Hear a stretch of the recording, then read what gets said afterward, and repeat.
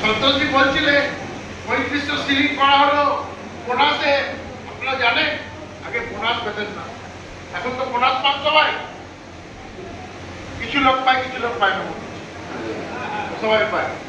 তো বোনাসের কনসেপ্ট ছিল না দুটো সংগঠনের, বড় বড় দুটি সংগঠন যারা আপনাদের নেতৃত্ব দিত। তখন জিজ্ঞেস করতো, কমরেড আমরা বোনাস পাবো না, পুজো আসছে। কমরেড বোনাস কারা পায়? যারা কলকারখানায় কাজ করে, যারা বেশি উৎপাদন করে তারা বোনাস পায়। পোস্ট অফিসের কর্মচারীরা কি করে বোনাস পায়?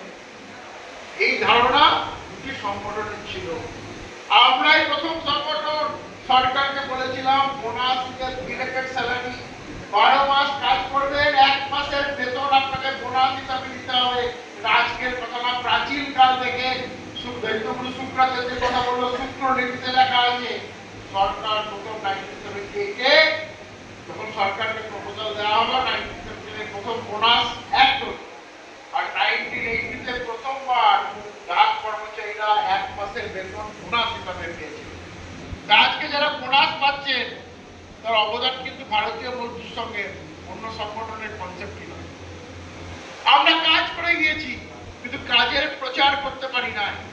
আজকে প্রতিনিয়ত যে আদেশ হচ্ছে তার জন্য আমরা যে কাজ করেছি তার প্রচার আমরা ফিল্ডে করতে পারিনি। তাই যখন বোনাসের সিলিং আমরা বাড়িয়ে দিলাম তখন ফাইটিং ফান্ড কালেকশন দুটি সংগঠন করতে শুরু।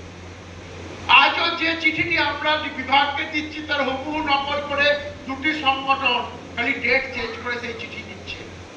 একটার পর একটা ঘটনা ঘটছে, বারবার ঘটছে, অবিরাম ঘটছে। আমরা তার প্রচার করতে পারিনি। করোনা কালে 2 বছর যতগুলো অর্ডার হয়েছে, আদেশ হয়েছে, সমস্তগুলোই ভারতীয় পোস্টাল এমপ্লয়িজ ফেডারেশনে। আজকেও জিডিএস এর সমস্যা নিয়ে যা কিছু হয়েছে আপনারা জানবেন। আগে জিডিএস এর একটা রিল্যাক্সেশনের চাকরি হতে কত সময় লাগতো। 100% রিল্যাক্সেশন গ্রাউন্ডে চাকরি, কার অবদান? এই সংগঠনের অবদান। আজকে জিডিএস এর কেউ মারা গেলে তার পরিবার তৎক্ষণাৎ চাকরি পায়।